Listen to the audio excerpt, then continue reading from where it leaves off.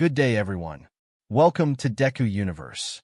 Today we are beginning part 1 of What If Quirkless Deku Became God of Creation. The fanfiction is created by Mr. Wonder King 12 on archiveofourown.org. Now let's begin. Nobody remembers the exact hour it happened, only that it happened everywhere and nowhere at once, the way big changes to the world usually do. In Ching City, a woman gave BRTH to a son who glowed. Not in the way parents always say their newborns light up a room, but actually, literally, softly, like a coal banked under ash. The doctors had no explanation. Neither did anyone else. Within a generation, the glowing had spread from that one nursery to nurseries on every continent, and what had started as a medical curiosity became something else entirely. Children who could breathe fire, grow claws, fold space, run faster than horses, talk to birds, lift cars over their heads. The world called these gifts quirks, and having one became so ordinary that not having one became the strange thing. Heroism stopped being a metaphor and became a job description, complete with agencies, rankings, and merchandise deals. By the time Izuku Midoriya was born, roughly 80% of humanity had a quirk of some kind, and belonging to the other 20% felt less like being ordinary and more like being extinct. Izuku Midoriya held her son for the first time on a quiet afternoon in a hospital room that smelled like antiseptic and the carnations her sister had sent, and she decided, the way mothers have decided since long before quirks existed, that he was already the most remarkable thing she had ever seen. His father wasn't there to see it, hadn't been there for a lot of things by the end, and wouldn't be there for a lot more after this. But Izuku found she didn't have room in her chest that day for anger. There was only this, a small, warm weight against her collarbone, cooing up at her like he already had opinions about the world and found it mostly agreeable. "Izuku," she whispered, testing the shape of it. He blinked up at her with eyes the color of wet moss and yawned, unimpressed by his own name. Izuku laughed, and it came out half like a sob. "You're going to do something wonderful. I don't know what yet, but I know it." She would think about that promise 1,000 times in the years that followed. The weight of him, the sound he made, the bone-deep, irrational certainty that he was going to do something extraordinary with his life. She just hadn't expected extraordinary to start with heartbreak. Izuku turned 4 on a bright July morning, and even before the appointment that would define the next decade of his life, it was already obvious to anyone paying attention that there was something unusual about him. Not unusual in the way that mattered to the doctor they were about to see. No green fire, no claws, no wings, but unusual all the same. He taught himself to read off the backs of cereal boxes. He asked questions that made adults pause before answering, the kind that circled around and came back sharper. When they eventually tested him properly, really tested him, the way you test a kid you suspect might be something, the number that came back was 205, and the examiner made them redo it twice because 4-year-olds weren't supposed to score that high, quirk or no quirk. None of that mattered in the doctor's office. "Mrs. Midoriya, I need you to look at this." Dr. Tsubasa held Izuku's small foot gently in one hand, angling it so Izuku could see. Izuku, perched on the edge of the exam table in a paper gown 2 sizes too big, watched the proceedings with the solemn curiosity of a child who understood something important was happening without understanding what. "Do you see how there are 2 joints here in the little toe, instead of 1? That extra joint is one of the clearest physical markers we have. It shows up almost without exception in quirkless children." Izuku finished for him. Her voice had gone very flat, very careful, the voice of someone bracing for a blow they'd already half expected. The doctor nodded slowly. "I'm sorry. I know it's not what you were hoping to hear." Izuku looked between them, sensing the temperature in the room change without understanding the vocabulary. "Mommy, what's wrong with my toe?" Izuku opened her mouth, and nothing came out. Dr. Tsubasa crouched down to Izuku's eye level instead, and something in his professional detachment softened. "Nothing's wrong with your toe, buddy. It's just a little different than some other kids' toes. That's all." He glanced back up at Izuku, and there was something almost apologetic in the way he added, "For what it's worth, and I know it doesn't fix anything, I gave him a few cognitive assessments while we were waiting on the blood work. I've been doing this 15 years. I don't think I've ever seen a 4-year-old solve that block sequence as fast as he did. Whatever this kid ends up doing with his life, Mrs. Midoriya, I don't think ordinary is going to be a word anyone uses for him. It didn't feel like comfort. Inko thanked him anyway, gathered her son's tiny shoes, and didn't let herself cry until they were back in the car. Forehead pressed to the steering wheel, engine still off, while Izuku sat in his booster seat in the back and asked, in the patient, worried voice of a child trying to fix something he couldn't name, "Mommy, are you sad? Do you want a hug?" She turned around and let him give her one anyway. It was maybe a week later. Inko could never afterward pin down exactly when, that Izuku found the video. It was old news footage, the kind that autoplayed on some late-night rerun channel Inko usually had murmuring in the background while she cooked, and Izuku had wandered and still holding half a rice ball when the anchor's voice cut through his humming. On screen, a building was folding in on itself in a slow, terrible collapse of concrete and dust, people screaming, running the wrong direction the way people do in panic. And then a man was simply there, impossibly tall, impossibly built, catching a falling support beam in one hand like it weighed nothing, hauling 3 people clear of the debris in the time it took the anchor to finish her sentence. He was grinning the whole time. Not a grim, gritted teeth grin. A real one, easy and bright, like there was nowhere else in the universe he'd rather be standing. Reports now confirming over 100 people were pulled from the wreckage alive, all attributed to the heroics of the vigilante already being called the Symbol, who left the scene before authorities could. Izuku didn't remember sitting down.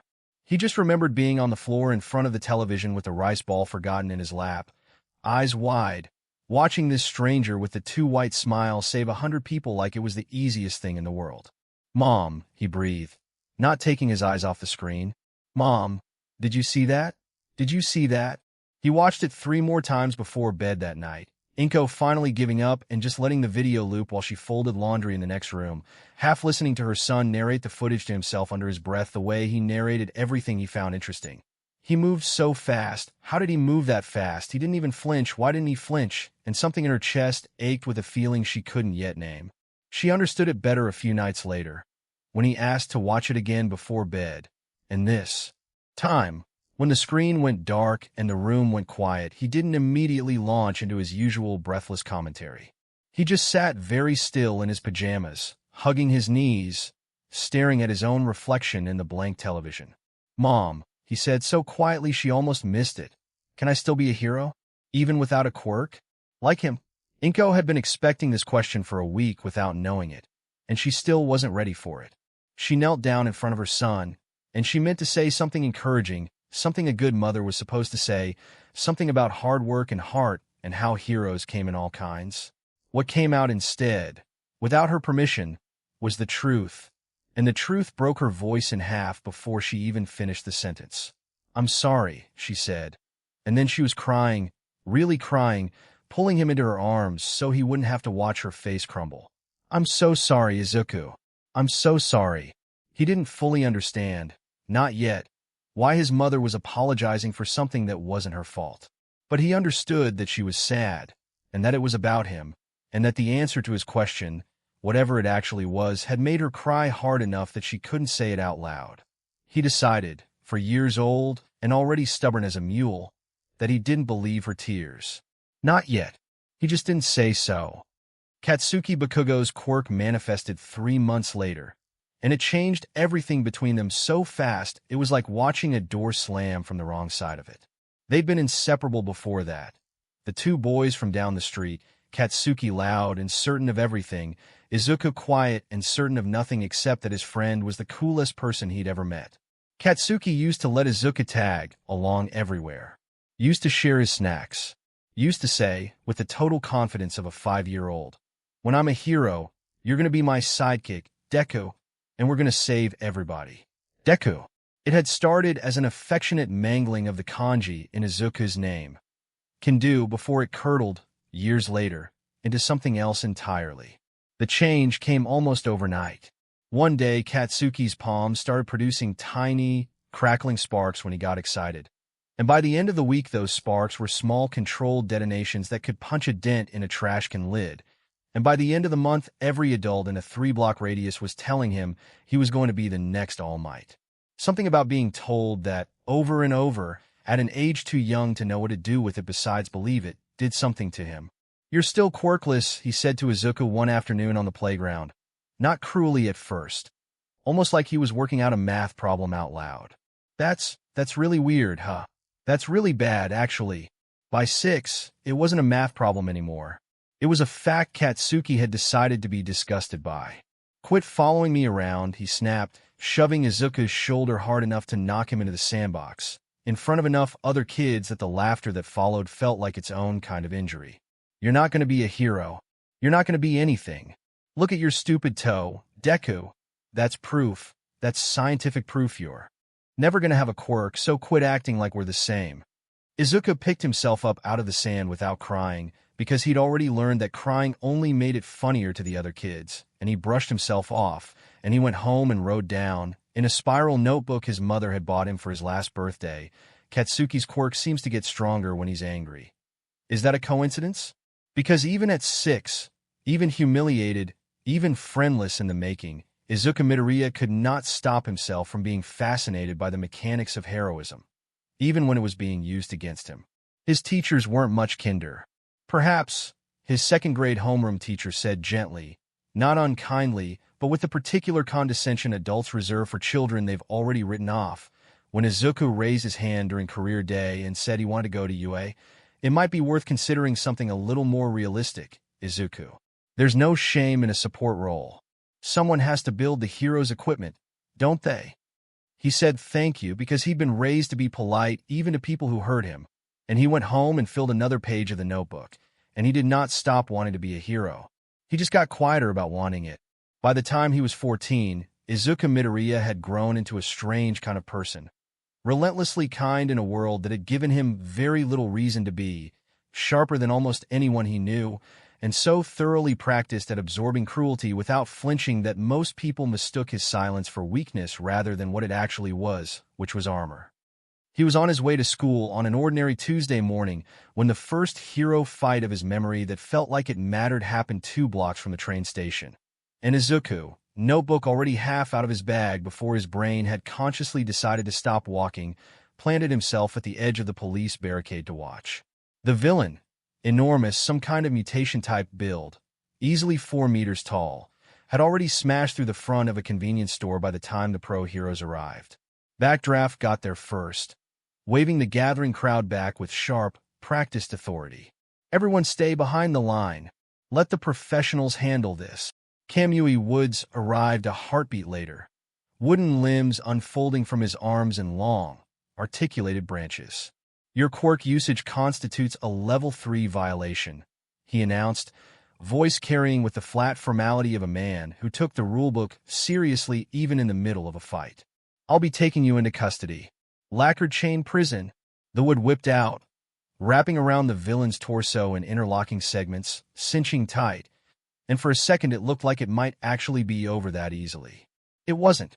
The villain roared, straining against the restraint, and the wood groaned under the pressure, threatening to give. That was when the ground itself seemed to lift. Coming through, Empty Lady arrived like a small apocalypse, growing from an ordinary-sized woman into something the size of a building in the space of a single stride. One enormous leg swinging in a controlled arc that connected with the villain's midsection and sent him skidding a full block down the street before he crumpled, unconscious, into a parked DLVRY truck. "Canyon Cannon," she said afterward, almost as an afterthought. Hands on her hips, sunglasses catching the light as 3 separate people raised their phones to photograph her. "Sorry, boys, this one's mine. Debut day. Let a girl have her moment." The crowd murmured, half in awe, half already reaching for their phones to post about it. And Izuku scribbled so fast his handwriting devolved into something only he could read. Gigantification, full-body proportional scaling. Does the mass have to come from somewhere, or is it created? How does she avoid structural collapse at that height? Bone density must scale too. Note. Ask if you want to be a hero someday, huh, kid? Izuku looked up. An older man beside him, construction vest, thermos in hand, the kind of person who'd clearly stopped on his way to work just to watch, was smiling down at the notebook. Yeah, Izuku said, surprise and no honesty. "I do. More than anything." "Well." The man clapped him once on the shoulder, easy and warm, the kind of casual kindness from a stranger that Izuku had learned not to expect, and therefore never stopped being startled by. Good luck to you, then. Thank you, sir. I'll do my best. He meant it. He always meant it. That was, in its own way, the most dangerous thing about Izuku Midoriya, that no matter how many times the world told him to stop meaning it, he never quite managed to. Aldred Junior High's homeroom that afternoon was doing career counseling, which meant 30 students half listening while their teacher passed out photocopied forms with the enthusiasm of a man who had done this exact lesson for 11 consecutive years and hated it a little more each time. I know, you've all already decided, he said, dropping a stack of forms onto the desk in the front row with a resigned little laugh. Every single one of you wants to be a hero. Fine. Fill out the forms anyway. I still have to file them. Katsuki didn't reach for his form. He leaned back in his chair instead, arms crossed, radiating the specific confidence of a boy who had never once considered that anyone in the room might be his equal. Don't lump me in with the rest of these extras, he said, loud enough for the whole class to hear. I aced the mock exam. I'm getting into the hero course at UA, and I'm going to surpass All Might. You wish, explosion freak, someone muttered, and Katsuki rounded on the voice so fast half the class flinched. Say that again, I dare you. Bakago. Eyes front. The teacher didn't even look up from his stack of forms, the tired reflex of a man who'd broken up this exact argument 100 times. He shuffled through the papers a moment longer, then paused, glancing at one particular sheet with mild surprise. Midoriya. It says here you're aiming for UA as well. The classroom's laughter arrived before Izuku had even fully processed being addressed. It rippled outward in ugly little waves. Someone snorted. Someone else said, "Oh my God, seriously?" And by the time it died down, half the class was openly grinning at him like he'd told the best joke of the year. There's no way, one of the boys near the window said, not unkindly, more like he was stating an obvious fact. You can't even use a quirk, man. What are you going to do? Throw notebooks at villains? Izuku's face burned, but he made himself keep his chin up. I'm not trying to compete with anybody. I've wanted this since I was little, and I won't know if I can do it unless I actually try. The exam's impossible for a quirkless loser like you, Katsuki said, and this time there was no performance in it, no crowd-pleasing bravado. Just flat, cold contempt, aimed like a blade. A small crackle of static popped from his palm, unconscious, reflexive, the way it always did when his temper flared. Quit embarrassing yourself, Deku. Izuku didn't answer.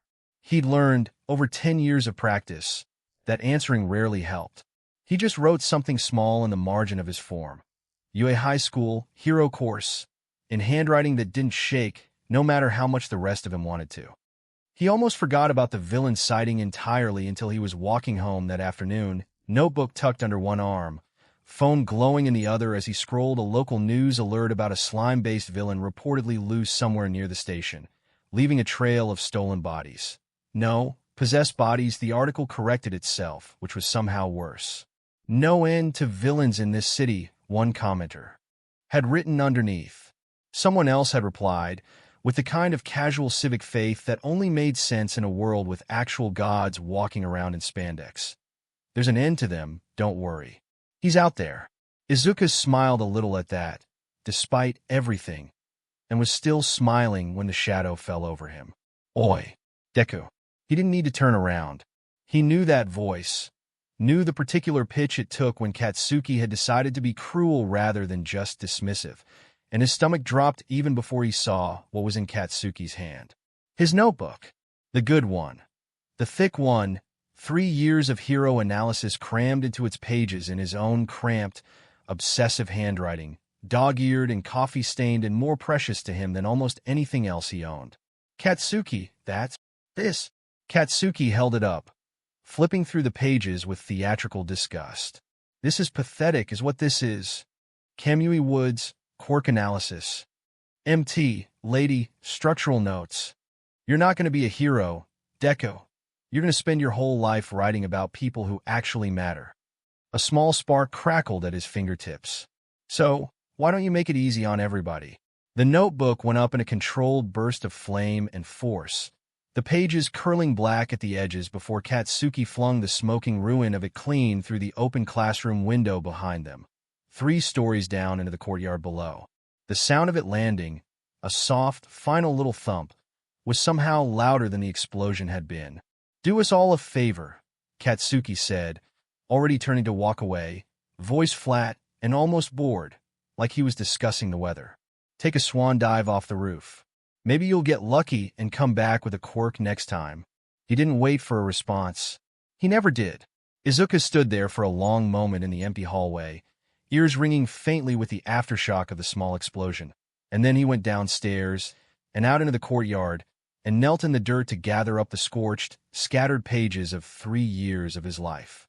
Kneeling there, smoothing a singed page flat against his knee, he thought, unbidden, the way it always surfaced when things got bad enough, of his mother's face the night she'd cried and apologized for something that wasn't hers to apologize for.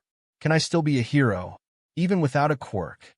He'd never really gotten an answer that day. Just tears, and an apology, and a question that had sat in his chest for a decade like a stone he refused to put down. He still didn't have an answer, but he gathered every page anyway, careful with the burned edges, and tucked what was left of the notebook back under his arm, because some stubborn, unkillable part of him had already decided, for years old and sandbox humiliated and no older or wiser now at 14, that he wasn't going to let anyone, not Katsuki, not a teacher, not a diagnosis, not even his own mother's tears, be the one to tell him how his story ended. He just didn't know yet how right he was about that. The walk home should have taken 20 minutes. Izuku made it stretch closer to an hour, cutting through side streets he didn't usually bother with, in no particular hurry to explain to his mother why half his notebook now smelled like a campfire. He kept the scorched thing hugged against his chest the whole way, careful of the pages that had gone brittle and black at the edges, and every few blocks he'd catch himself running his thumb along the burned spine like he could will it whole again through sheer stubbornness. "No end to villains in this city," the comment under that article had said. "There's an end to them, don't worry. He's out there." Izuku had smiled at that on the train that morning, a small private thing, the kind of faith he still hadn't managed to burn out of himself no matter how hard Katsuki tried. He was thinking about it again now, turning the words over, when the smell hit him thick, wrong, something between a rusted pipe and spoiled fruit, and a voice that wasn't quite a voice, more like sound being forced through something that had never had a throat, rasped out of the mouth of the drainage alley just ahead of him. "You'll do." Izuku didn't even have time to look up properly before it moved. It came off the wall like the wall itself had decided to become liquid, a mass of viscous, glistening sludge easily twice his height, vaguely man-shaped in the way a puddle is vaguely the shape of whatever spilled it, 2 hollow depressions where eyes should be, a wet, lipless slit where a mouth should be, both of them stretching wide with something that might have been hunger or might have been relief. Finally, somewhere to hide, it rasped, half to itself, and then it was on him. Hey, wait. The word died in his throat as something cold and impossibly heavy slammed into his chest and poured around him, up over his shoulders, across his mouth before he could scream a second time. It didn't feel like being grabbed. It felt like being swallowed standing up. Izuku's notebook hit the pavement, forgotten, as both his hands scrabbled uselessly against a surface that had no edges to grip, no solid place to push against. Every time his fingers found purchase, the villain simply reshaped around them, folding his arms in tighter, filling his nose, his throat, until the alley and the darkening sky above it dissolved into a single suffocating smear of amber-gray nothing. Almost there, the voice rasped inside his own skull now, too close, too empty, the sludge having pressed so far into his ears that the words seemed to originate behind his eyes instead of in front of them. "Just relax. It'll be over in a moment. You won't even remember your own name." Izuku's lungs burned. His vision, what little of it the darkness allowed, was already sparking white at the edges. Distantly, so distantly it felt like it was happening to somebody else, in some other city, on some other evening. He thought about his mother standing at the stove with dinner half made, about the burned notebook lying open on wet concrete, about the fact that he was going to die 2 blocks from his own apartment, having never once gotten the chance to prove any of them wrong. "I'm sorry, Mom," he thought, and then he thought nothing at all. He would never remember the exact moment the world came apart, only the pieces of it that reached him afterward, secondhand in flashes, An impact that didn't so much sound like a punch as feel like the sky itself had exhausted a held breath. A pressure wave that folded the villain's entire mass backward and on itself like a fist closing around wet paper, tearing it clean off his body in a single convulsive movement, spattering the alley walls with slime that steamed faintly where it struck. A voice, enormous, delighted, booming off brick and pavement with the confident cheer of a man who had never once in his life doubted the outcome of a fight he'd chosen to walk into. Have no fear. Why? Because I am here. Texas Smash. The last thing Izuku registered before the dark took him fully under was air. Real air, cool and sweet, and his rushing back into lungs that had given up expecting it. And then nothing. He woke up on his back on the pavement, blinking against a sky gone the deep violet of early evening. And the first thing he thought, with the slow, syrupy confusion of a mind rebooting itself, was that someone had rearranged the alley into something enormous and gold and impossibly, achingly familiar. There he is. Easy now, young man. You took in a fair bit of that muck. Might be woozy for a moment. Izuku's brain took roughly 4 full seconds to process that the enormous silhouette crouched over him, backlit by a street lamp flickering to life at the worst possible dramatic moment, was not a hallucination brought on by oxygen deprivation. It was All Might, the actual, literal, honest-to-God All Might, in the actual, literal flesh, close enough that Izuku could see the individual strands of his windswept blonde hair, close enough to smell the ozone and sweat smell that clung to every hero after a fight. Izuku's voice came out as a croak. He tried again. Oh my God. You're All Might. The one and only. All Might's laugh rolled out of him like something designed to be heard from 3 blocks away, warm and huge, and completely unbothered by the fact that he was currently holding a 2-liter soda bottle in one hand with something dark and unhappy sloshing angrily inside it. You gave me quite a scare there for a second, young man. That was a nasty one, professional-grade opportunist. That quirk of his. Lucky I happened to be in the area. Lucky. Izuku wanted to laugh and cry at the same time, and settled for neither, just lying there on the cold pavement, staring up at his hero like he half expected the whole scene to evaporate if he blinked too hard. Can you sit up? There we are, easy, good. All Might helped him upright with one massive hand under his shoulder, gentle in a way that felt almost comically mismatched to his size, like watching someone move a teacup with a wrecking ball and somehow not spilling a drop. No permanent harm done, I think. You'll want to rinse off before you go anywhere, though. That stuff doesn't smell any better once it dries. Izuku wasn't listening anymore. His eyes had landed on his notebook, splayed open on the wet pavement a few feet away where it had fallen, one singed page fluttering slightly in the evening breeze. And there, on a page he hadn't looked at in over a year, was a signature. All Might, scrawled in confident, looping handwriting, right where a much younger, much smaller Izuku had once moved the book at a hero making a public appearance at a summer festival. Too starstruck to say more than 3 words at the time. You already. Izuku picked it up with shaking hands, flipping to the page like he needed to check it was real. I already asked you. Years ago. I completely forgot. He laughed, a startled, hiccuping sound, half hysteria and half genuine delight. I'm so sorry, I was going to ask for another one. That's so embarrassing. Not embarrassing at all. All Might was already rising to his full height, tucking the furious, writhing bottle under one arm with the casual ease of a man carrying a grocery bag. Consider it a lucky charm. Now, you take care of yourself, young man, and get that book somewhere warm. You've had quite the evening. He was turning to leave. Actually turning, already 3 long strides away. Cape? Or was it just a very dramatic coat? Izuku's brain hadn't quite caught up yet, snapping in the wind behind him, and something in Izuku's chest lurched at the thought of him simply walking away, of this being over, of never getting to ask the question that had been sitting in his ribcage like a stone for 10 straight years. He didn't decide to move. His body simply did it for him. Wait! He lunged, both arms wrapping around the nearest solid thing available, which happened to be All Might's leg, at approximately the exact moment All Might took off. The world dropped away. Young man, what in the— Let go! This is highly irregular. If I let go, I'll die. Izuku shrieked, eyes screwed shut, face pressed against fabric that smelled like ozone and dry cleaning, arms locked around All Might's calf with the death-grip strength of pure terror as the city unspooled beneath them in a blur of rooftops and streetlights. "Please don't drop me. Please don't drop me. I have so many questions." That is a fair point, actually.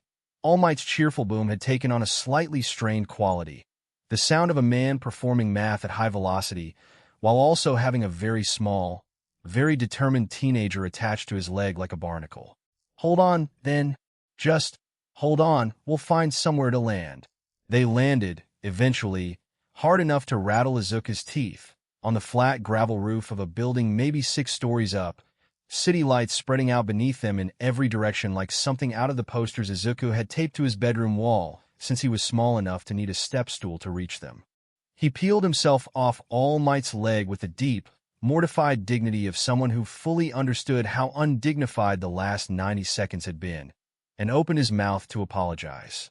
What came out instead, unplanned, unfiltered, 10 years of wanting pouring out of him before his better judgment could stop it, was, "All Might, sir, can someone still be a hero?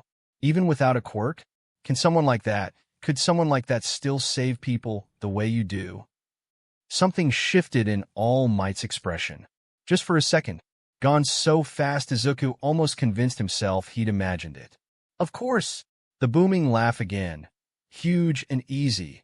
Arms spreading wide in that same reassuring, larger-than-life gesture Izuku had watched on television 1,000 times. "There's no rule carved in stone somewhere that says a hero has to—" He didn't finish the sentence. What happened instead took Izuku several full seconds to process, because it happened in complete silence at first. No dramatic sound effect, no warning, just All Might's booming voice cutting off mid-word as a thin, dark line of BLD traced down from the corner of his mouth, and then a sound like a held breath releasing all at once, a great plume of steam hissing off his enormous frame into the cold evening air.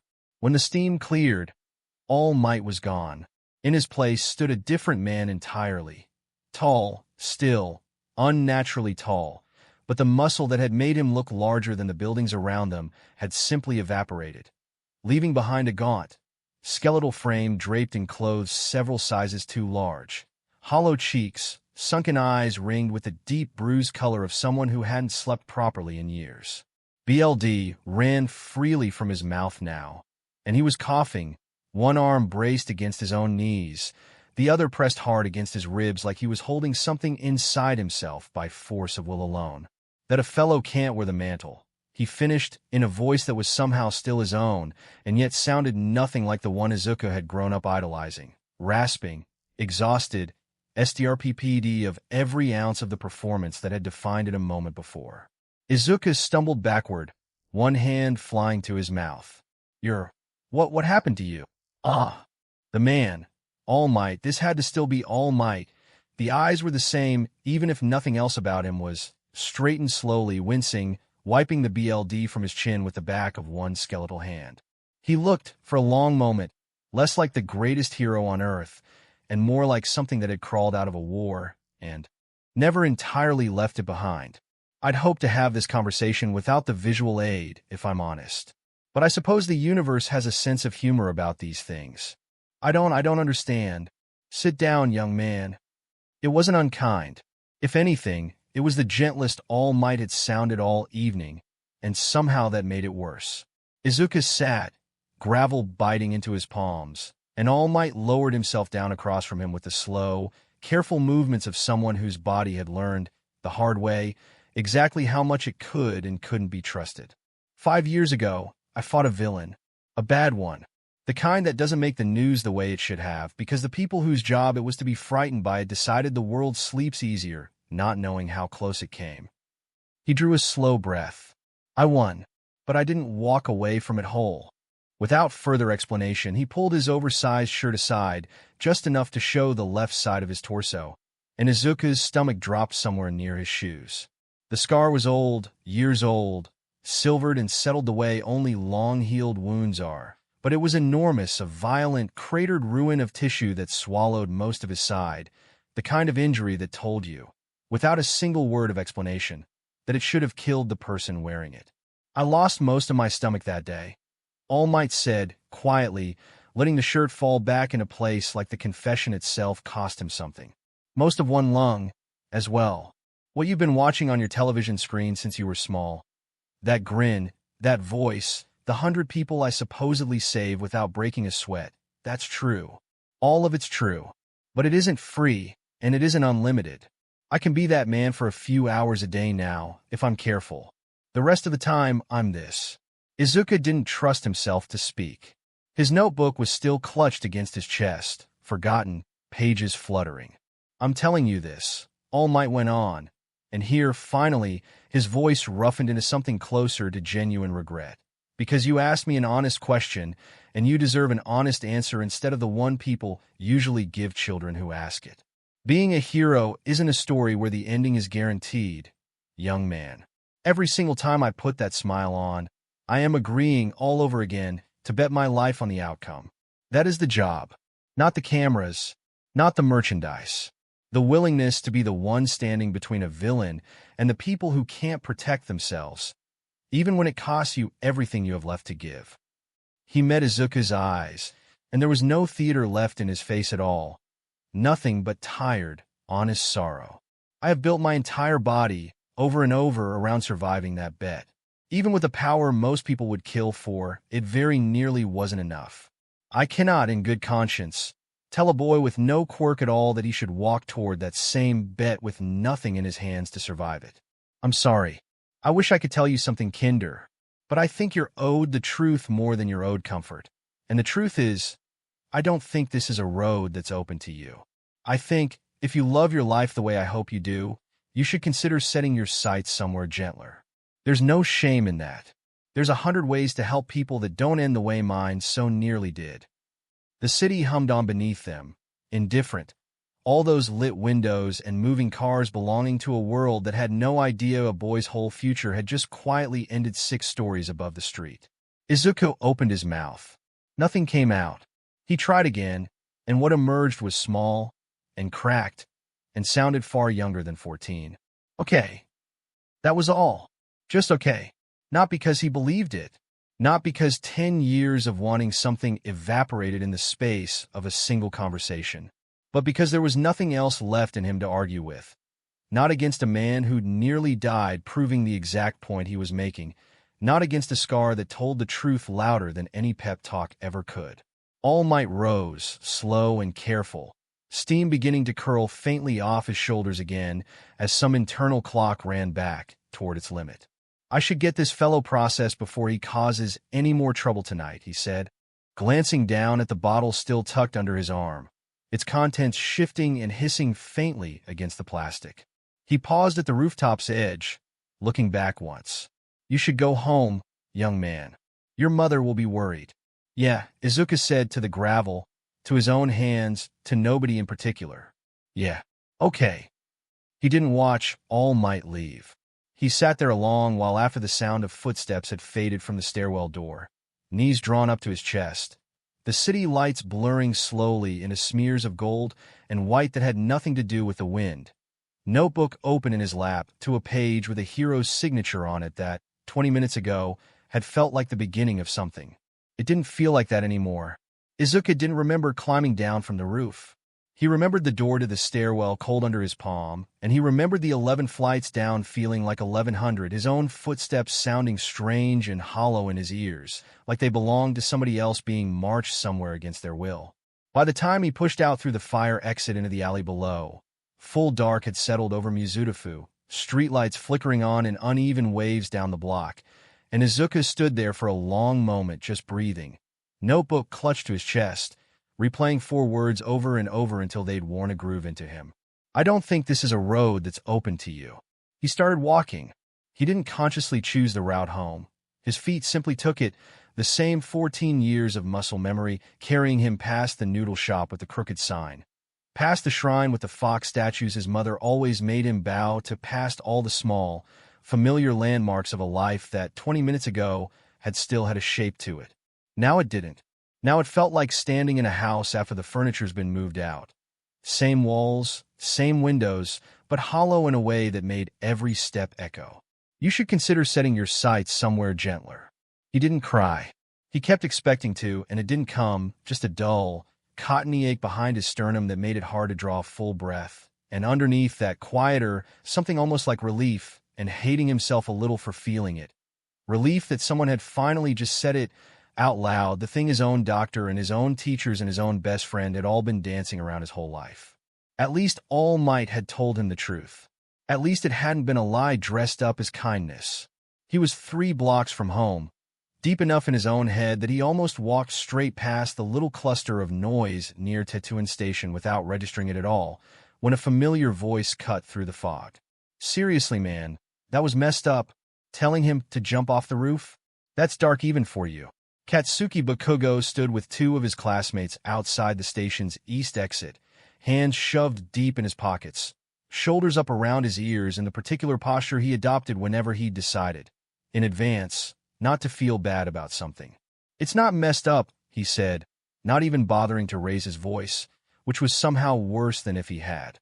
"It's called telling somebody the truth. Deku needs to figure out how the world actually works before he gets himself killed thinking otherwise." "Yeah, but you burned his notebook, dude. Threw it out a window. I don't know, man. That felt like a lot." "He'll live." Katsuki kicked a loose bottle cap off the curb, watched it skitter into the gutter with more attention than it deserved. "Somebody's got to be the one who says it. Might as well be me. At least I'm not lying to him." His other friend, quieter, glanced sideways at him. "You used to actually like the guy, though, didn't you? Back when you were little?" Something flickered across Katsuki's face. There and gone so fast it might not have happened at all, a crack in the armor immediately sealed back over with irritation. "That was a long time ago," he said flat, final, the tone of a door slamming shut. "People change. Drop it." Nobody got the chance to drop it, because that was the exact moment the sludge came pouring out of the storm drain grate at the mouth of the alley behind them. It moved differently than it had with Izuku. Faster, hungrier, like whatever thin patience it had managed while trapped in that plastic bottle for the last hour had entirely run out. It didn't announce itself, didn't rasp out a threat first. It simply surged, amber gray and glistening under the streetlight, and swallowed Katsuki Bakugo from the shoulders down before either of his friends had fully processed that the shape rising out of the drain wasn't a trick of the light. "Katsuki!" His friends scrambled backward, one of them already shouting into his phone, the other frozen solid with the particular useless paralysis that grips people who have never once in their lives had to be brave on purpose. Katsuki, for his part, was doing anything but freeze. Small, sharp detonations were already popping and crackling from what remained visible of his hands where they were pinned against his own chest, the sludge hissing and steaming where the sparks caught it, buying him fractions of a second at a time against a creature that simply reformed around every wound as fast as he could open one. "Get OFF!" His voice, when the villain's mask briefly thinned enough over his mouth to let sound through, was pure fury with no fear in it at all, which would have been admirable under almost any other circumstances. "I'll blow your whole ugly face off. I swear to." "Feisty one," the villain rasped, delighted, oozing tighter. "Better. Stronger vessel. This will do nicely." Help arrived within 90 seconds. This was, after all, a city with heroes on every 3rd block. But 90 seconds is a very long time when someone is drowning standing up, and the hero who arrived first was not, as it happened, equipped for the job in front of him. "Hold on, kid." Death Arms came around the corner at a dead sprint, forearms already swelling, muscle fiber thickening under his skin in real time until his fists were the size of dinner plates. He didn't hesitate, just planted his feet and drove a punch clean into the villain's center mass with enough force to crack the pavement beneath his own boots. It did almost nothing. The sludge simply parted around the blow, absorbing the impact into itself the way a pond absorbs a thrown stone, and reformed a half-second later exactly where it had been, Katsuki still trapped inside it, now coughing, the air visibly being squeezed thinner around his face. "It's not solid enough to hit," Death Arms bellowed, more to himself than to anyone, already circling, looking for an angle that didn't exist. "Somebody get gas. Get restraints, anything." He wasn't the only one who'd arrived. 2 more heroes. A woman whose quirk let her generate short, localized gusts strong enough to buffet the villain sideways, and a lean, quick man who could apparently only manage brief bursts of super speed, threw themselves into the fight in quick succession, and it made no difference at all. Every strategy that worked against something with bones and a nervous system simply slid off a creature that had neither. The villain oozed, absorbed, reformed, always keeping Katsuki's body angled just enough between itself and its attackers that nobody could commit to a blow without risking the boy trapped inside it. All Might watched all of it from the mouth of the alley, and it was, without exaggeration, one of the worst moments of his entire adult life. He hadn't transformed back. He couldn't, not yet, not this soon, his body still raw and hollowed from the fight an hour earlier, and from the conversation after it, every cell of him screaming that it needed hours, not minutes, before it could safely bear that weight again. He stood there in his true form, gaunt and trembling faintly with the effort of simply staying upright. Watching three capable heroes throw themselves uselessly against a threat he could have ended with a single well-placed punch, and something in his chest twisted so hard it was almost worse than the pain in his ribs. You wasted an hour, he told himself, savage, unsparing. An hour on a rooftop, giving a speech to a boy about the cost of heroism, while the very thing you should have secured properly slipped its restraints and found a new target 3 blocks away. This is on you. Every second this goes wrong now is on you.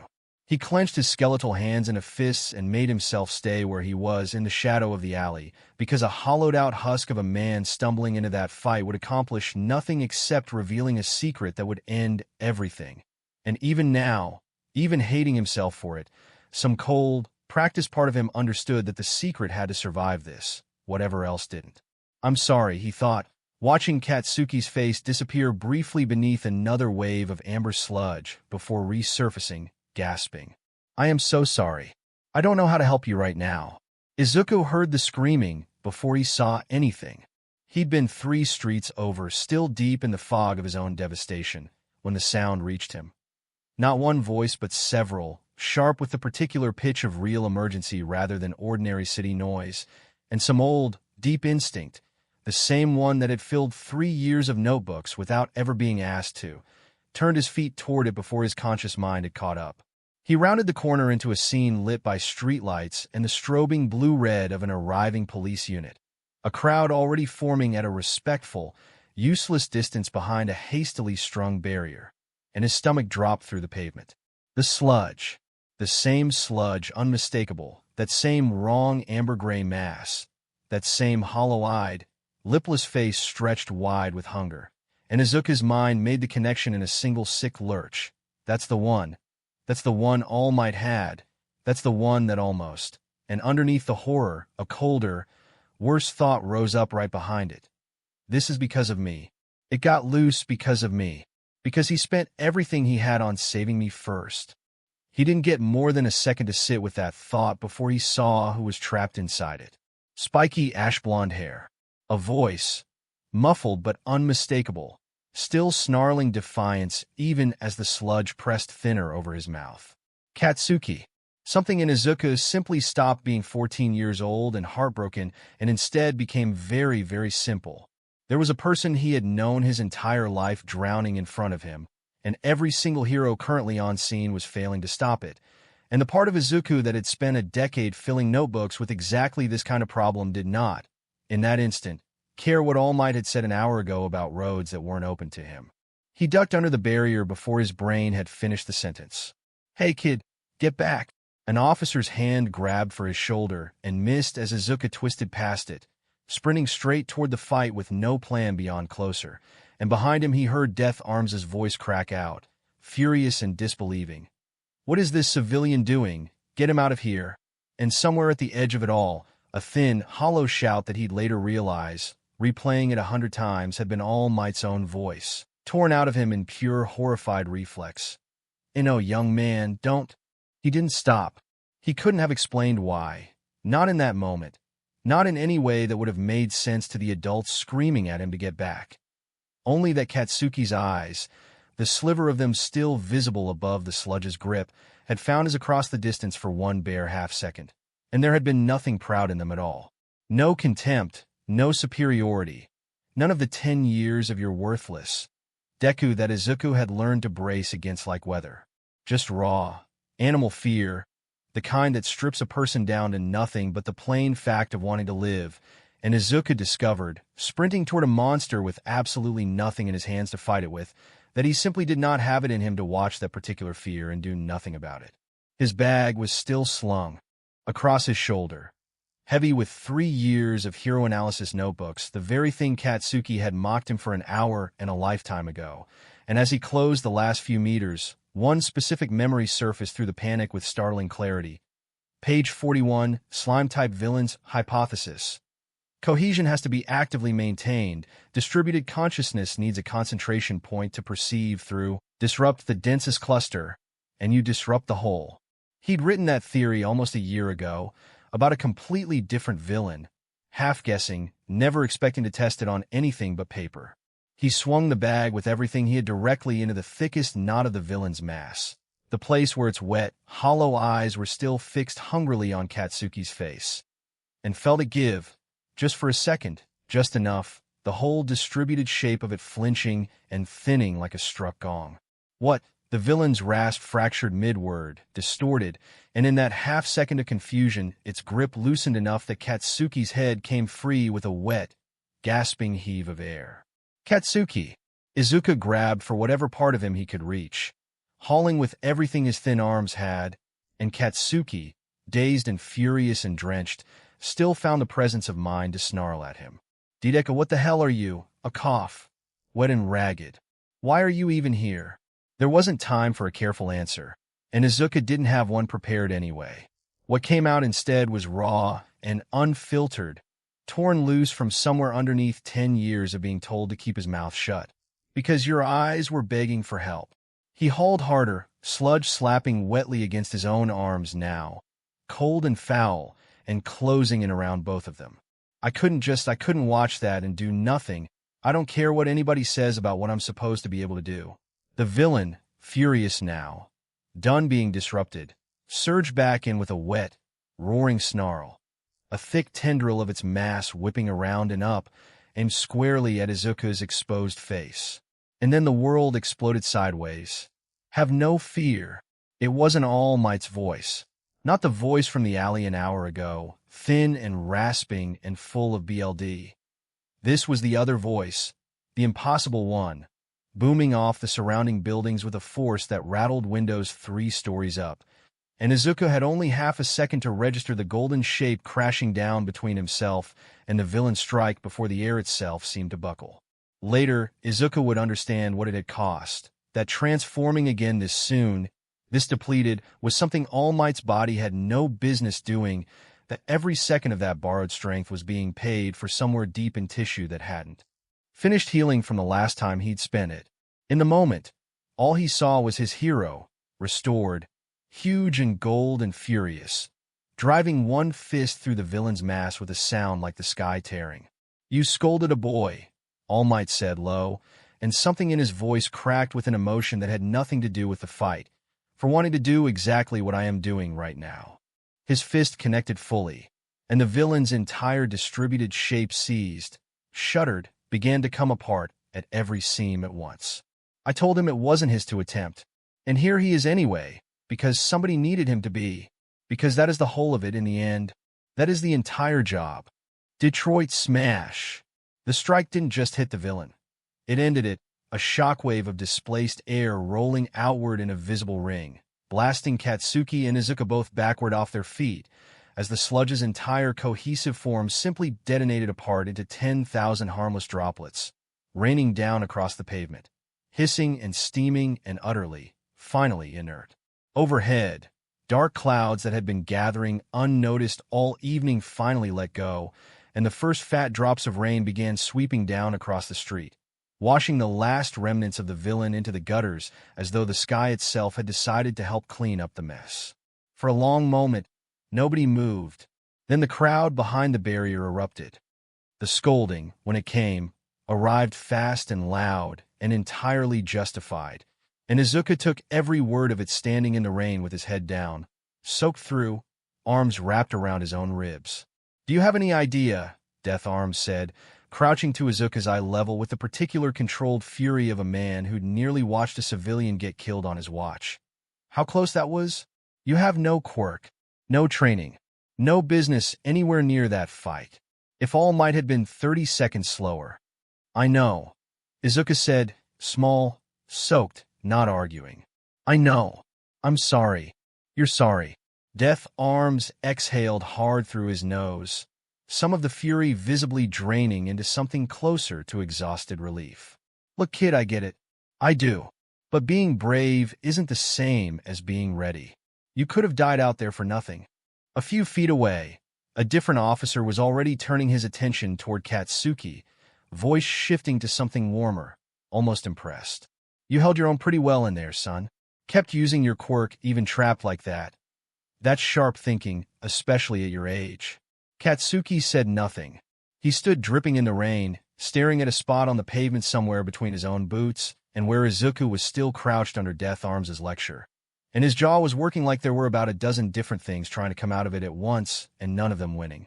He found Izuku again later that evening. Once the police tape had come down and the crowd had scattered and the rain had thinned to a fine, cold drizzle, standing under the awning of a closed pharmacy 2 blocks from where it had all happened. Izuku, walking home with his ruined, sludge-soaked bag over one shoulder, nearly walked right past him before Katsuki's voice stopped him cold. Don't. Izuku turned. Katsuki hadn't moved from under the awning, arms crossed tight over his chest, hair plastered flat and dark with rain, and his expression was doing something Izuku had genuinely never seen it do before. Not fury exactly, and not quite the contempt Izuku had spent a decade learning to expect. Something rawer than either. Don't look at me like that, Katsuki said again, quieter. Like you did something for me. I didn't ask you to come running in there like some idiot with a death wish. I had it handled. You were drowning, Katsuki. I had it handled. The words came out sharper this time, a warning. You've got no quirk. You could have died doing something completely pointless. And for what?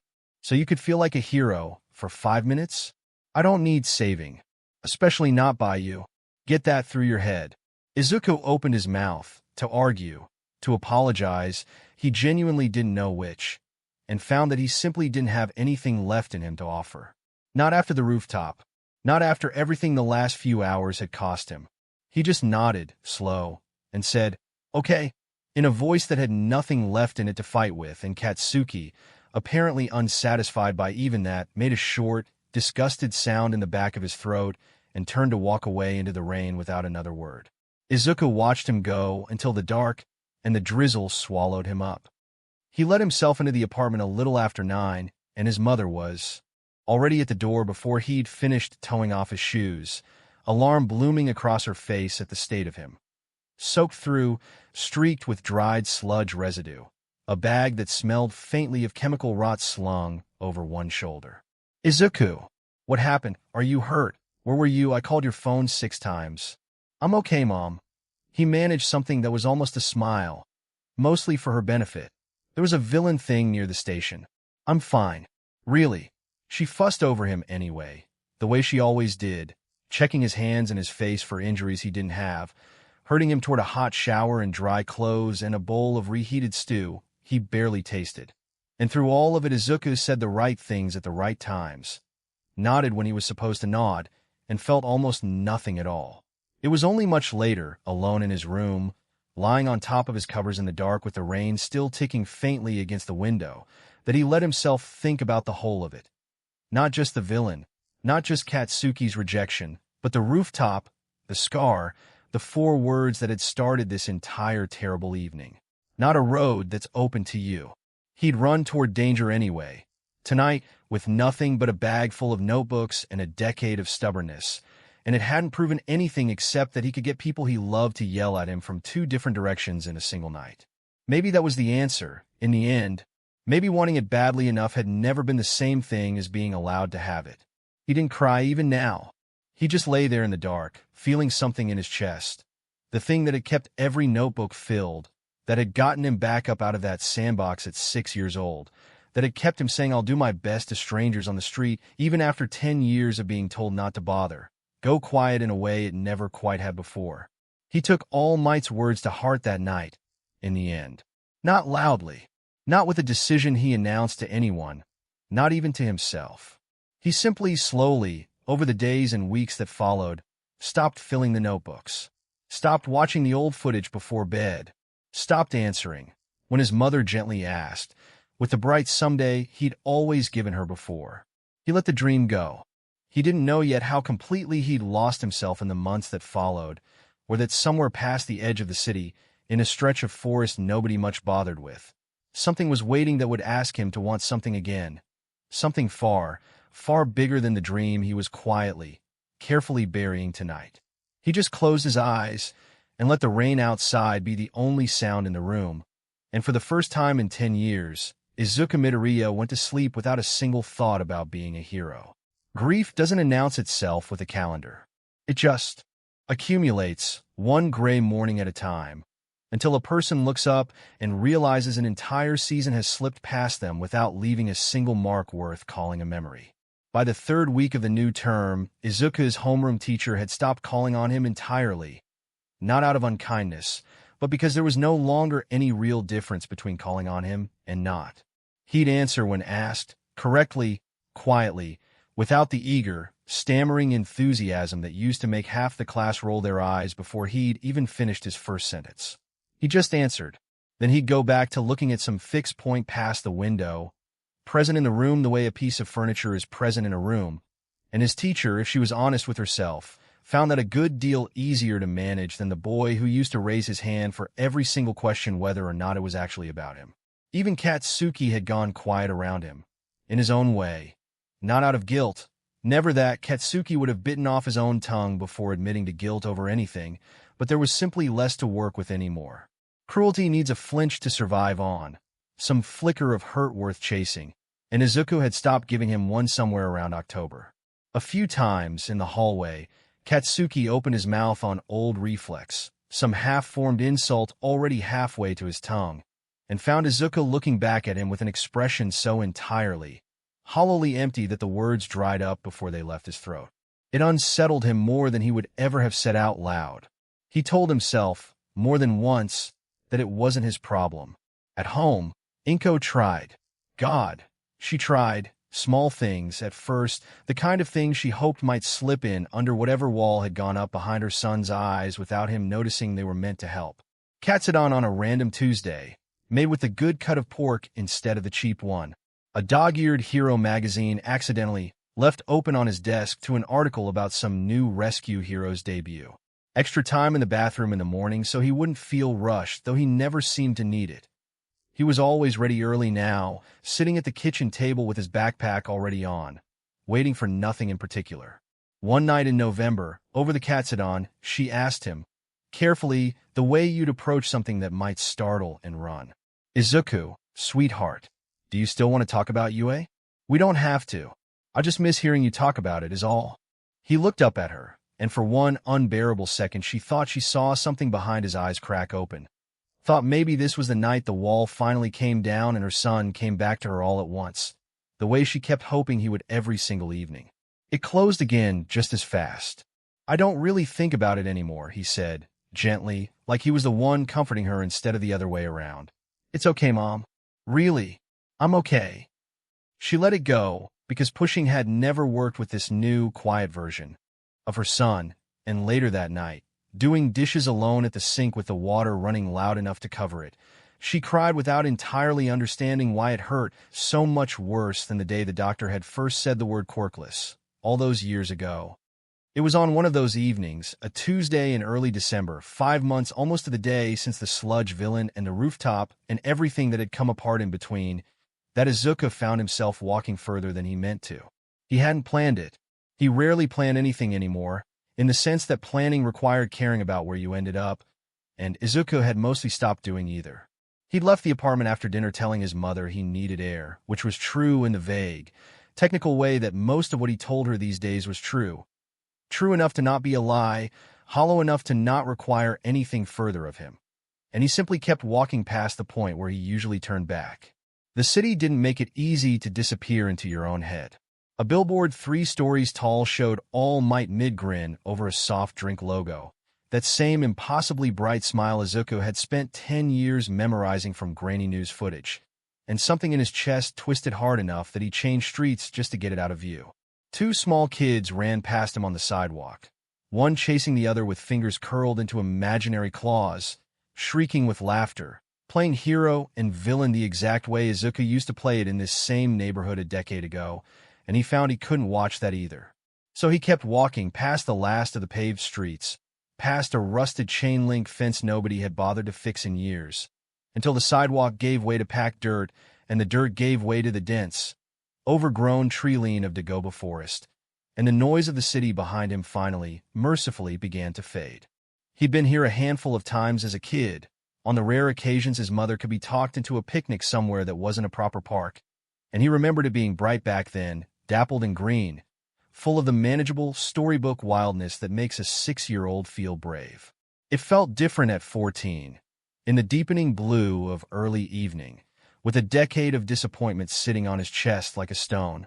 The canopy had grown thick enough over the years to swallow most of what daylight was left.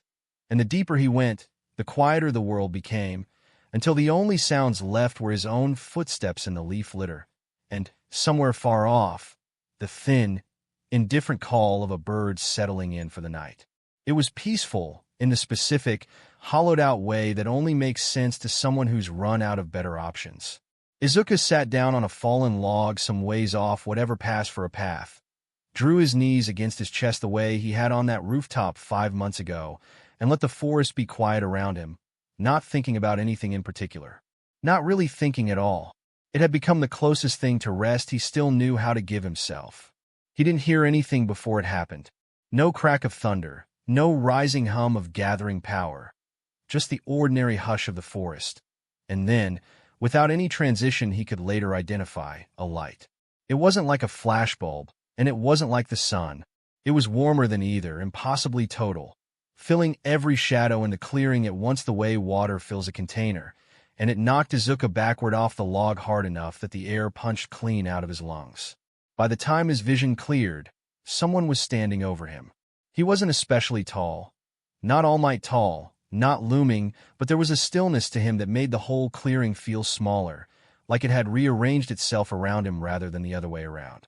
He wore a white suit, spotless, tailored with a precision that made every other piece of clothing Izuku had ever seen look faintly unfinished by comparison. No tie, top button undone. Silver had settled into his temples and along a neatly trimmed beard, and his eyes were dark and warm and old. Not old the way a grandparent is old, but old the way a mountain is old, patient in a way that made 14 years feel like the length of a single-held breath. "It's all right, my boy," the man said, and his voice matched the light, warm, low, unhurried. "You can stand up. I promise I'm not here to hurt you." Izuku did not stand up. Izuku stayed, exactly where he was, flat on his back in the dirt, trying to remember how words worked. The word cracked, barely a whisper. He tried again, pushing himself up onto his elbows even though his arms were shaking. "Who are you? How did you?" He gestured vaguely at the air, at the light already fading back into ordinary evening dimness. "That's not a quirk. Nothing does that." "No," the man agreed, easily, like this was a perfectly reasonable observation. He lowered himself onto the same fallen log, unhurried, arranging the white suit with a small, habitual motion that suggested he'd done this. Sat on logs, worn suits, existed in forests, more times than Izuku could begin to guess at. "It isn't a quirk. I should just tell you, rather than let you work yourself into more of a state guessing." He folded his hands loosely in his lap, and something crossed his face that looked almost like fondness. "I was here before the dawn of time, son. Before there was a before for anything to be dawn of, if that makes any sense. It took me a very long while to make peace with the fact that it doesn't make complete sense to anyone, myself included. I met my wife somewhere and all that nothing. We made this universe together, out of not very much at all. Had children, made humanity. Every strange, stubborn, remarkable one of you, because it felt incomplete without someone in it who could look up and wonder about it, the way you're looking at me right now." He spread his hands slightly, apologetic, aware of exactly how enormous the next 4 words were going to land. "I suppose, in the plainest terms available to me, I am God." The forest didn't do anything dramatic. No wind picked up, nothing so much as rustled. It was, if anything, the sheer ordinariness of the moment. Birds somewhere overhead, the smell of wet leaves, a stranger in a nice suit, saying the largest sentence Izuku had ever heard in the same easy tone someone might use to mention the weather, that made it land as hard as it did. "Gigi God." His voice cracked clean in half. He scrambled the rest of the way to his feet, stumbling back a step, though there was nowhere obvious to run to, and some instinctive part of him understood that already. I must have hit my head. I probably passed out somewhere, and I'm dreaming this.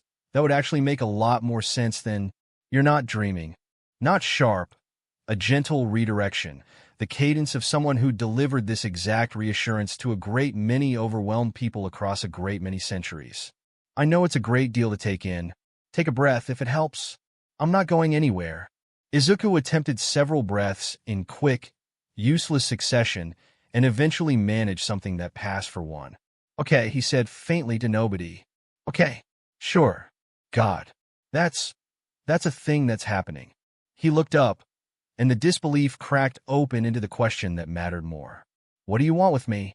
For the first time since the light had knocked him off the log, the man's easy warmth dimmed into something quieter. "I'm growing old, Izuku." He said the name gently, and Izuku's stomach dropped at the confirmation that this, whatever this was, already knew exactly who he was. "I understand how strange that must sound, coming from someone who was already old before the concept of time existed to measure it by. But age isn't only a number for beings like me. It's a weight, and I've been carrying this particular weight for longer than even I fully understand anymore." He looked out past Izuku into the dark between the trees, and for a moment he looked less like a vast, impossible power and more like an old man, tired in the bone-deep way that has nothing to do with sleep. "I want to rest, son. Truly rest. The kind only available to beings like myself once we're willing to let go of the watching. Death, for a celestial, isn't the frightening thing it is for your kind. It's quiet, peaceful. The first real stillness I'll have known in longer than this universe has existed to keep count of." A small, wry almost smile touched his mouth. "But I can't simply leave. Someone has to be watching. Time doesn't stop needing tending just because I'm tired of tending it, and reality has a way of coming apart at the seams rather quickly if nobody's holding the thread. So before I go, I need to pass on what I am to somebody who can hold it after me. All of it, every scrap of power, every ounce of what I've built and guarded, until you, Izuku Midoriya, are God in every way that will still matter once I'm gone." Izuku's mouth opened and closed twice before anything came out. "Why?" His voice broke, raw with everything that had been sitting unspoken in his chest for 5 months. "Why me? I'm nobody. I don't have a quirk. I'm not special. I'm not strong. I don't understand why you'd pick someone like me. Because I've been watching you, Izuku, for quite a long while, if I'm honest." The man's voice stayed gentle even as it firmed, the tone of someone correcting a belief he found genuinely unacceptable. "I watched a 4-year-old get told the worst possible news a doctor can give a child that age, and instead of breaking, I watched him ask his mother for a hug because he could tell she needed one more than he did. I watched a 6-year-old get shoved into a sandbox in front of a laughing playground, and get back up without a single tear, because some part of him had already decided crying only fed it. I watched a 14-year-old have his life's dream taken apart twice in a single evening. Once by a hero he'd idolized since before he could properly read, and once by the boy he used to call his best friend. And instead of letting either turn him bitter, I watched him run headlong into a monster with nothing in his hands to fight it with, because somebody he loved was drowning and he couldn't stand to just watch. He held Izuku's gaze, steady, something almost fierce in it now. "I have watched a very great number of hearts in my time, Izuku, and yours is the purest one I have ever watched grow. It isn't about power. It's never been about power, not for anyone worth trusting with what I'm about to hand you.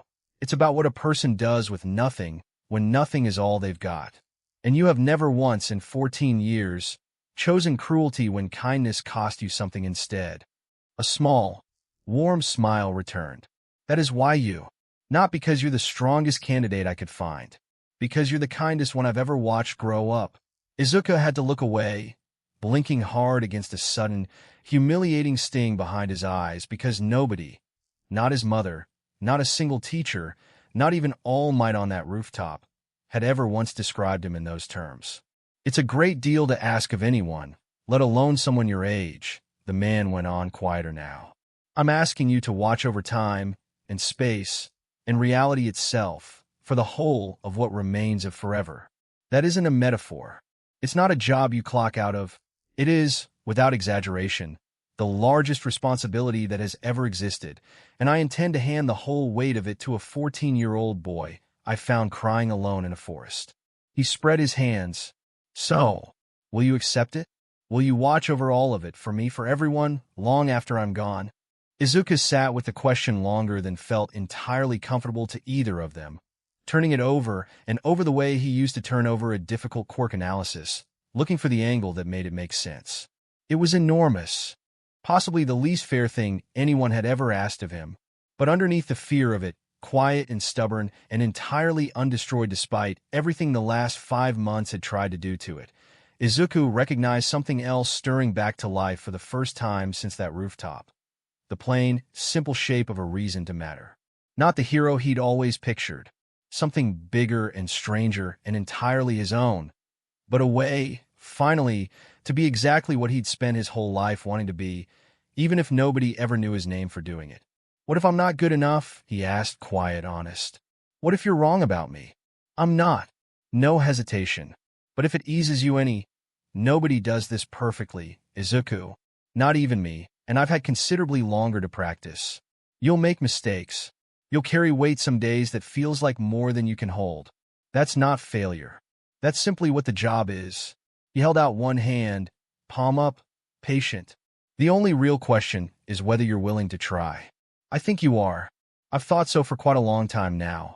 Izuku looked at the offered hand for a long moment, at the plain, human-looking lines of it, nothing hinting at the impossible thing it was attached to, and thought about a rooftop and a burned notebook, and his mother crying in a car with the engine off, and a decade of being told, one way or another, that wanting this badly enough had never once been the same thing as being allowed to have it.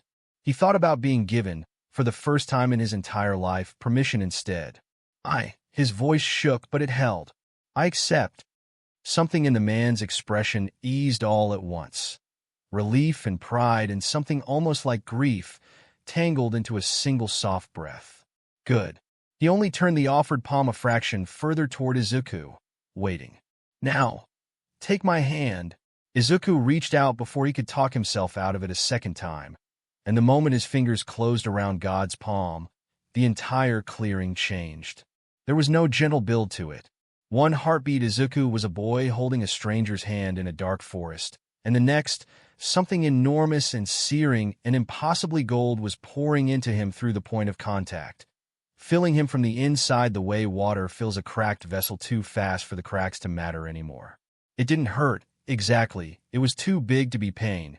More like the sensation of an ocean deciding to occupy a space that had only ever held a single glass of water, his body stretching around a fullness it had no design to contain, and somehow, impossibly, containing it anyway. Knowledge came with it, an avalanche with no order to it, and yet none of it confusing either. The memory of the first sunrise breaking over an ocean that hadn't had a name yet. The sound of 4 billion heartbeats layered over each other into something closer to music than noise. The private grief of a mother somewhere losing a child, and the quiet, current joy of another mother somewhere else holding hers for the first time. It should have shattered him. Some small, still human corner of his mind understood, distantly, that it absolutely should have. And instead it simply settled, the way a held breath finally settles once it's released, until the impossible size of it stopped feeling like drowning and started, slowly, to feel like simply being. Through it all, he was dimly aware of the man in the white suit beginning to come apart. Not violently. God's form simply began to lose its edges, the neat lines of the white suit softening into something less solid, motes of pure gold light lifting away from him like sparks off a dying campfire, faster and faster, until the shape of him was more suggestion than substance. Izuku. His voice came through the dissolving light steady and warm. Even now, even at the very end of himself. Take care of them. All of them. The good ones, the frightened ones, the ones who haven't decided yet which they're going to be. That's the whole of the job, in the end. Everything else is just details. The last of him scattered, gold sparks lifting into the dark canopy overhead like the world's slowest firework. "You'll do wonderfully, my boy. I've never once doubted it." And then he was gone. Not the way a person leaves a room, but the way a held note finally fades into silence, complete and unhurried and, somehow, entirely at peace. The forest did not stay quiet for long. Overhead, the clouds began to churn and darken with unnatural speed, knotting themselves into something heavy and electric, veins of lightning flickering silently inside them. The wind rose out of nowhere, stripping loose leaves from every branch in the clearing at once, and beneath Izuku's feet the ground itself seemed to hum, low and resonant, like a struck bell too large to properly hear. Then the light took him. It came up from beneath and poured down from the boiling clouds all at once, a full, total gold that swallowed the clearing whole, and Izuku felt his feet leave the ground with no sensation of falling upward, lifted the way a leaf is lifted on a current it never has to fight. For one long, suspended moment he hung in the center of a golden storm, arms slightly spread, eyes closed, and simply let it happen. When it set him back down, gentle as a held breath releasing, the storm broke apart above him into ordinary, drifting evening clouds, and the golden light folded in on itself and vanished. The clearing went quiet again, properly quiet, bird song and rustling leaves, as though nothing enormous had just taken place there at all. Izuku opened his eyes. He was still standing where he'd been standing. Still 14. Still, in every way a mirror would have confirmed, unmistakably himself. The same wild green hair, the same freckled face. And yet everything about the way the world sat against his senses had changed so completely that himself felt, in that first bewildered moment, almost too small a word to hold what he'd become. He could feel, faintly, the specific weight of every star currently burning above the cloud cover. Could sense the shape of tomorrow sitting just past the edge of today like a room he hadn't walked into yet, but already somehow remembered the layout of.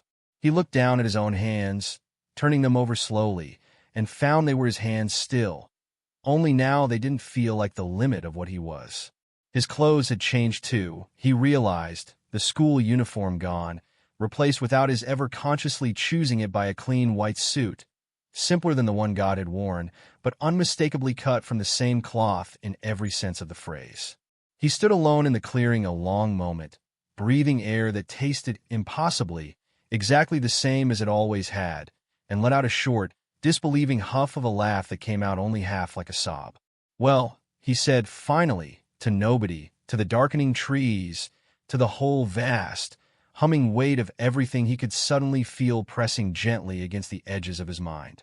"Time is interesting."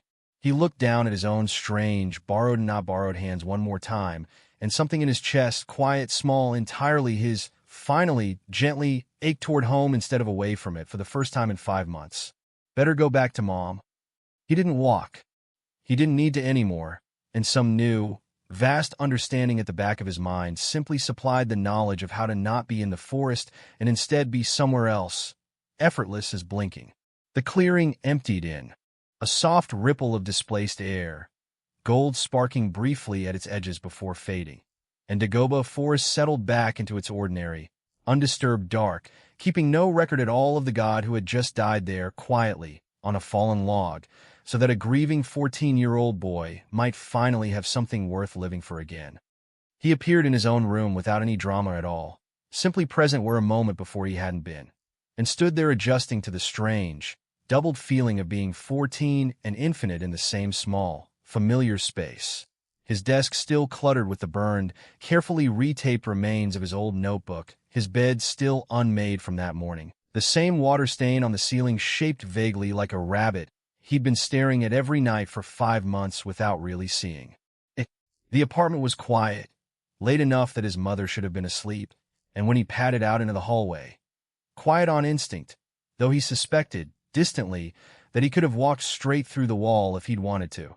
He found her instead curled up on the living room couch, television murmuring low, a mug of cold tea abandoned on the side table, clearly having meant to wait up for him and lost the fight against exhaustion somewhere in the last hour. Izuku stood in the doorway and looked at her for a long moment. Really looked, the way he hadn't let himself look at very much of anything in 5 months. At the small, worried crease that had settled permanently between her eyebrows lately, at the reading glasses still perched on her nose from whatever she'd been trying to distract herself with before sleep took her anyway. He didn't wake her. He crossed the room quiet as falling snow, gently eased the reading glasses off her face, and set them beside the forgotten tea. He drew the throw blanket up from where it had slid half onto the floor and settled it properly over her shoulders. And for just a moment his hand hovered over her hair, and something warm and old and entirely new all at once moved through him. Not a power, not a spell, nothing so grand as anything God had poured into him an hour ago. Just a boy, looking at his mother, wanting, more than he wanted almost anything else in the universe he now technically owned some share of, for her to sleep peacefully and wake up without that crease between her brows for once.